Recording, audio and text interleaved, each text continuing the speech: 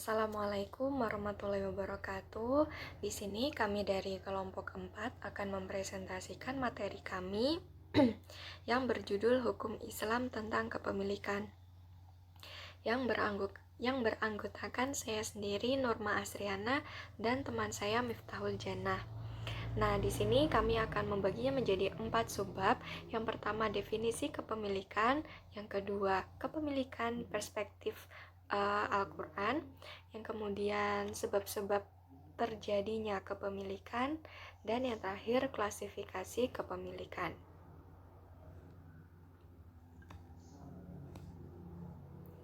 Nah, yang pertama yaitu definisi kepemilikan.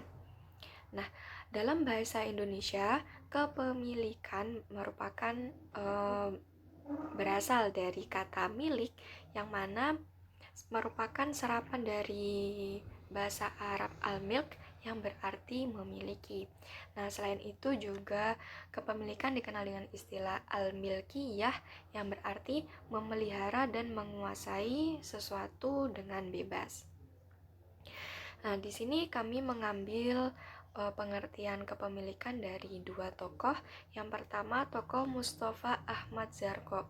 Nah, di mana menurut beliau kepemilikan adalah kekhususan atau keistimewaan yang bersifat menghalangi orang lain yang syara memberikan kewenangan kepada pemiliknya untuk melakukan tindakan kecuali terdapat halangan.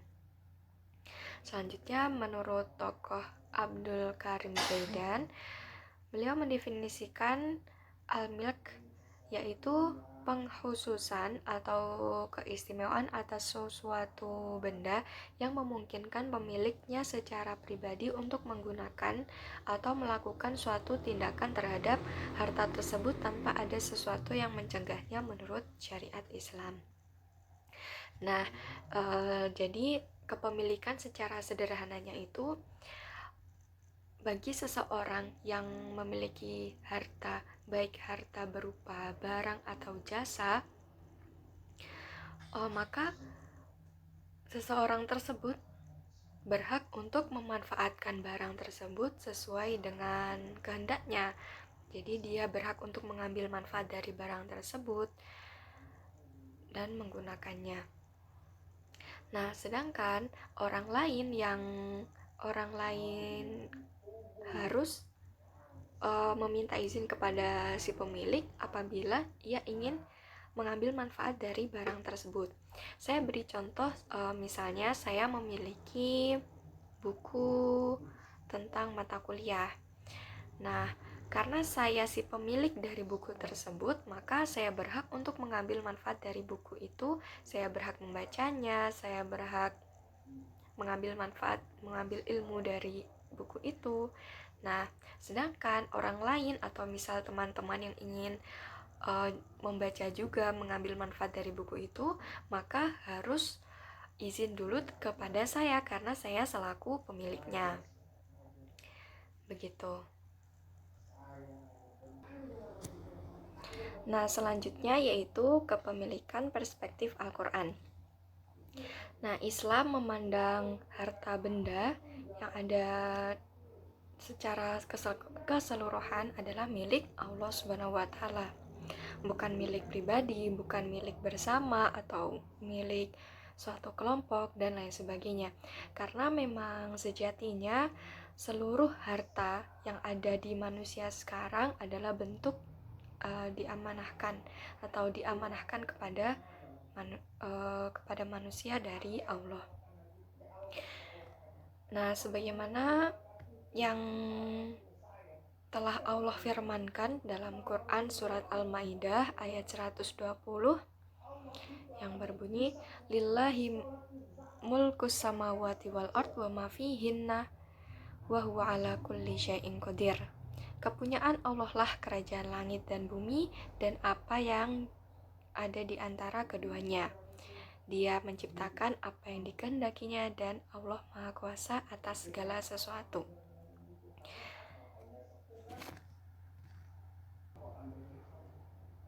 Dari ayat tersebut sudah sangat jelas bahwa memang seluruh apa yang ada di alam semesta ini hanyalah milik Allah.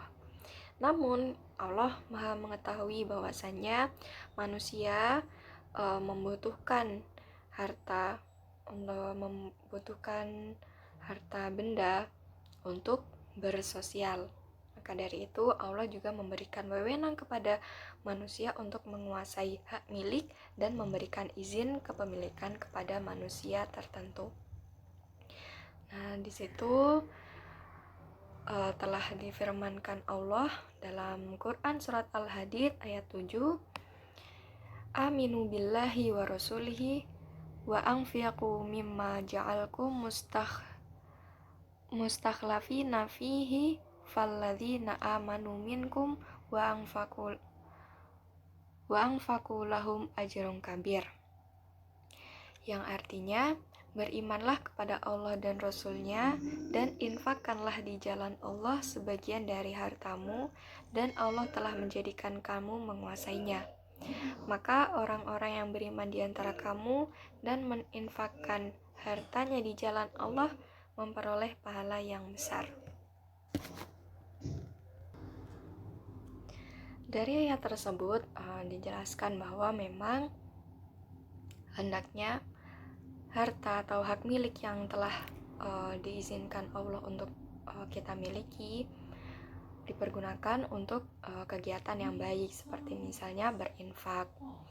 Nah, tentu saja jika ada orang yang menggunakan harta tersebut untuk kegiatan yang menyimpang dari syariat Islam, orang tersebut termasuk manusia yang kufur akan nikmat yang telah diberikan oleh Allah. Nah, selanjutnya mengenai kepemilikan atau hak atas harta yang telah diamanahkan Allah kepada manusia. Di situ juga ada ketentuan-ketentuan mengenai pengaturan kepemilikan yang telah tertulis dalam Al-Quran. Yang pertama yaitu penunaian hak. Nah, jadi memang segala harta atau harta benda yang telah diamanahkan Allah kepada kita, di situ juga ada hak milik orang lain. Nah, disitulah maka kita harus menyalurkan kepada orang lain melalui perintah Allah juga, seperti dengan cara zakat, wakaf, kemudian bersedekah, infak, hibah, dan lain sebagainya.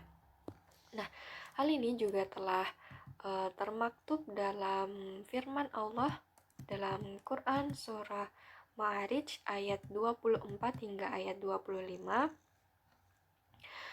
yang berbunyi walladzina fi amwalihim haqqum ma'lum lisa'il wal mahrum, yang artinya dan orang-orang yang di dalam hartanya tersedia bagian tertentu bagi yang meminta dan orang yang tidak mempunyai apa-apa. Nah, jadi memang dari ayat tersebut sudah jelas bahwa setiap harta yang kita miliki di dalamnya juga ada hak milik orang lain dan kita harus menyalurkannya atau memberikan sebagian harta kita. Nah, selanjutnya yaitu tidak merugikan orang lain.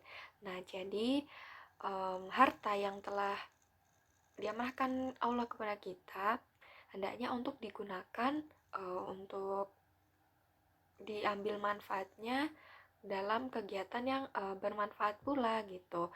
Nah, kita tidak boleh menggunakannya untuk hal-hal yang membawa kita kepada kemudaratan, karena dapat merugikan diri sendiri dan juga merugikan orang lain. Nah, selanjutnya kepemilikan secara sah. Nah, jadi dalam kepemilikan suatu harta ataupun benda, dalam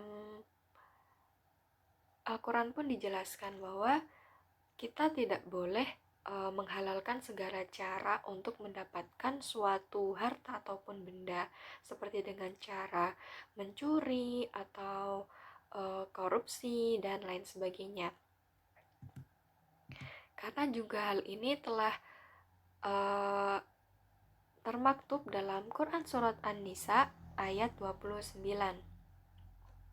yang berbunyi ya ayyuhalladzina amanu la taqulu amwalakum bainakum bil batili illa antakuna tijaratan antarodin minkum wala taqtulu anfusakum innallaha kana bikum rahima, yang artinya, wahai orang-orang yang beriman, janganlah kamu saling memakan harta sesamamu dengan jalan yang batil, kecuali dalam perdagangan berlaku atas dasar suka sama suka di antara kamu. Dan janganlah kamu membunuh dirimu, sungguh Allah Maha Penyayang kepadamu. Nah, jadi memang sudah jelas ya. Jadi hendaknya kita menghindari hal-hal yang tercela untuk mendapatkan suatu benda ataupun harta yang kita inginkan. Dan yang terakhir yaitu penggunaan berimbang. Nah, di sini atas kepemilikan harta ataupun benda kita harus menggunakannya secara seimbang. Maksudnya tidak boros dan juga tidak kikir. Tidak boros menggunakannya untuk berfoya-foya dan juga tidak kikir, yaitu tidak enggan untuk mengeluarkan sedekah seperti itu. Karena hal ini juga telah Allah firmankan dalam Quran surat Al-Isra ayat 29 yang berbunyi, la taj'al yadaka maghlulatan illa unukika wala tabsutha kullal basti fataquda maluman mahsuro, yang artinya, dan janganlah engkau jadikan tanganmu terbelenggu pada lehermu, atau maksudnya itu kikir, dan jangan pula engkau mengulurkan secara berlebihan, sebab nanti engkau menjadi tercela dan menyesal. Nah, jadi memang dari harta atau benda yang kita miliki, kita harus bijak dalam menggunakannya. Nah, mungkin cukup sekian dari saya, akan dilanjutkan oleh teman saya. Sebab-sebab timbulnya kepemilikan. Sebab-sebab timbulnya kepemilikan ini ada 4. Yang pertama yakni eros al-mubaha, kemudian al-tawalud minal mamluk, kemudian al-halafiyah, kemudian al-akad. Yang pertama yakni eros al-mubaha, yaitu suatu barang atau harta benda yang belum ada pemiliknya secara sah. Jadi barang tersebut atau harta benda tersebut masih kepemilikan semua orang, dan semua orang itu berhak memiliki harta benda tersebut jika seseorang tersebut mau ataupun bisa berusaha untuk mengambil keuntungan dari harta benda tersebut. Misalkan air bersih yang ada dalam sumbernya, kemudian ikan-ikan yang ada di dalam sungai maupun laut, kemudian hewan-hewan ataupun pohon-pohon yang belum ada pemiliknya. Nah, semua orang berhak memiliki tersebut jika mau melakukan suatu usaha untuk mendapatkannya, seperti misalkan berburu binatang ataupun memancing ikan dan sebagainya. Nah, dalam ihras al-mubaha ini, suatu barang atau harta benda menjadi miliknya jika pemilik tersebut dalam usahanya memiliki sebuah niatan ataupun tujuan untuk memiliki benda tersebut. Jadi misalkan ada seseorang, si A ini memancing sebuah ikan di sungai, kemudian si A mendapatkan ikan tersebut. Nah, jadi ikan tersebut menjadi hak milik si A. Namun jika si A ini melepaskan ikan itu kembali ke sungai, maka putus juga hak kepemilikan si A kepada ikan tersebut. Namun kemudian jika ada seseorang, misalkan si B, melakukan hal yang sama, yaitu memancing di sungai yang sama misalkan, kemudian mendapatkan ikan yang sama yang didapatkan oleh si A tadi, maka ikan tersebut menjadi hak milik si B, bukan lagi menjadi hak milik si A, karena si A tadi sudah melepaskan ikan tersebut, sehingga otomatis ikan tersebut sudah menjadi milik atau hak dari semua orang. Selanjutnya yang kedua yakni al-tawalud minal mamluk, yaitu suatu barang atau harta benda yang didapat dari hasil perkembangbiakan. Nah, perkembangbiakan ini biasanya berupa hewan peliharaan pemilik. Jadi jika seorang pemilik hewan kemudian hewan tersebut melahirkan ataupun bertelur ataupun dan sebagainya, maka hasil dari perkembangbiakan tersebut menjadi hak milik dari pemilik hewan. Selanjutnya yang ketiga ini yakni al-kalafiyah, yaitu barang atau harta benda yang didapatkan dengan menggantikan posisi dari seseorang terdahulu. Nah, biasanya al-kalifah ini biasa disebut dengan warisan. Nah, misalkan harta dari orang tua yang sudah meninggal bisa menjadi hak milik dari seorang anak karena anak tersebut menggantikan posisi dari orang tuanya. Itu salah satu contohnya. Yang keempat yakni al-akad, yaitu barang atau harta yang dimiliki seseorang karena melalui sebuah akad. Jadi hak milik dari barang tersebut melalui pertalian antara ijab dan qabul terlebih dahulu, antara misalnya penjual dan pembeli, ataupun dalam sewa menyewa, ataupun dalam utang piutang dan sebagainya. Nah, akad ini merupakan sebab yang paling kuat karena adanya ijab dan qabul tadi yang mendasari ucapan kepemilikan dari seseorang. Kemudian klasifikasi kepemilikan. Klasifikasi kepemilikan ini ada 3. Yang pertama yakni kepemilikan individu, kepemilikan publik, dan kepemilikan negara. Yang pertama kepemilikan individu atau private property, yaitu hak milik atas suatu barang atau harta benda secara individu atau sendiri. Jadi harta tersebut ataupun barang tersebut hanya milik seorang saja atau individu tertentu saja dan hanya bisa dimanfaatkan ataupun digunakan ataupun dijual oleh seorang tersebut atau seorang yang memiliki hak milik tersebut. Jadi tidak untuk digunakan oleh orang lain ataupun sebagainya.